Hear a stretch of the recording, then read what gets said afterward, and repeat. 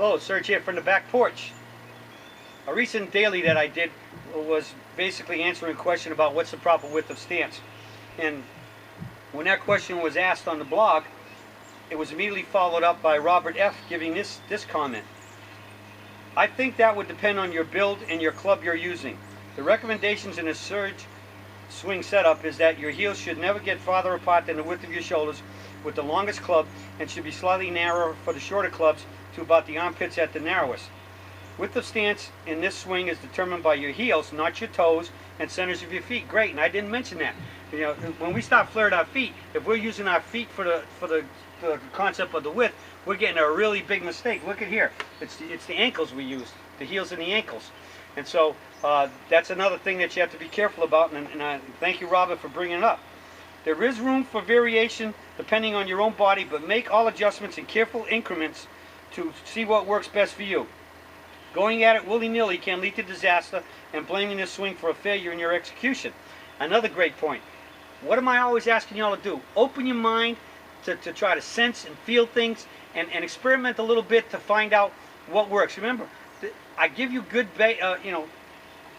points to and increments of the swing that you have to do, but the key at some point in time is you have to find exactly what's best for your abilities or liabilities, based on, meaning that if you have any injuries or whatever, or unique things about your body, like being extra supple or flexible, or like most of us, probably too tight, you need to experiment a little bit, but stay within the guidelines of what I give you. So it's not, everything I say is not etched in stone. It's basically, it's etched, but there's some room for you to fill in the blanks a little bit, and be careful about what you do. Only test in little increments. And right after Robert said that, those other comments, he came back with this one, which had even more to important issues here and points. He came back, he said, I thought I would mention something else that I discovered during my last practice at the range that I think is also a point to this video about getting into a dynamically balanced position at address. Why is balance so important? I haven't said it in a long time, but I ran across something in my notes the other day, and it's that I want to reaffirm this point that scientific studies about the power of the brain and what the biggest functions of the brain are, and how much it works and everything else. And we've heard the stories that we don't use 1/10 of our brain or whatever. But what is being used, scientific studies have shown that 90% of brain activity is devoted or applied to posture and balance alone. So that means that whatever 10% left of what our brain is, activity is for, is to thinking maybe of the mechanics and the feel and everything else. But 90% of it, of my brain right now, even when I'm talking to you, is working on helping me stay standing here. And if I stop moving around, that I maintain balance. And so that's why the setup determines the motion is so critical.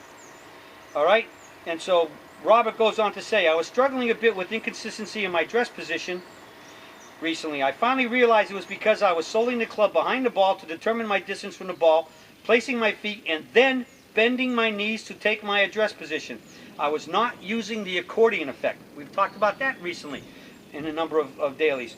To correct this, I started the same up through placing my feet, and then I stood up straight with the club, hovering over the ball, and then lowered myself with my knees and shoulders at the same time to place the club behind the ball. I was automatically in a balanced position, my swing remained balanced, and my ball striking improved. So what Robert is again reminding us of is what I say all the time.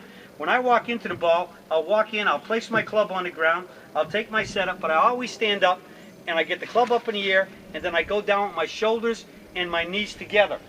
And that's the big thing. And so it helps you find that. And again, right after Robert said that, Roy Reed said, Robert, excellent. I too found that the only way to make the accordion move was to get the knees and shoulders moving at the same time. But it is hard to do if you've already sold the club and set your feet. The process you've outlined works great, and that's exactly the whole key. The accordion effect has to happen in motion. It has to all go together. It's like running out to the field, and the player goes like this in the field.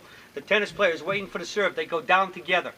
If you do one or the other, there's always a counterbalance. If I bend my knees first, my shoulders are going back. If I walk in and I take the club all the way to the ground and set up and then bend my knees, it might be close, but it might not. But close doesn't always count. You want to be perfect, and so that only happens when you bend together at the same time. The shoulders and the knees go down together to sole the club or to put it directly behind the ball, depending on what if that's what you want. With a tee shot, you wouldn't sole it if you teed up pretty good. So you're going to go down to where you're going to have the club at the ball or soled on the ground. But it's one motion. The knees and the shoulders go down together, and that's how we get the balance with the accordion effect. That when they go down together, they squeeze the hip out. And I did a big daily on that a while back about that is the best way to learn how to hit side hill lies and especially uphill and downhill lies. That even with this short club, which is if I go all the way to the ground, you notice I've bent a lot more and squat a lot more, but I can still make a really good swing because I'm in a dynamically balanced setup, which will then afford me the great opportunity to make a dynamically balanced swing. Okay, so let's not forget the accordion effect when we're getting into our posture. So talking about the accordion effect and dynamic balance and how much the mind is always working on keeping our posture, that's it for me today, and I'll be talking to y'all again soon.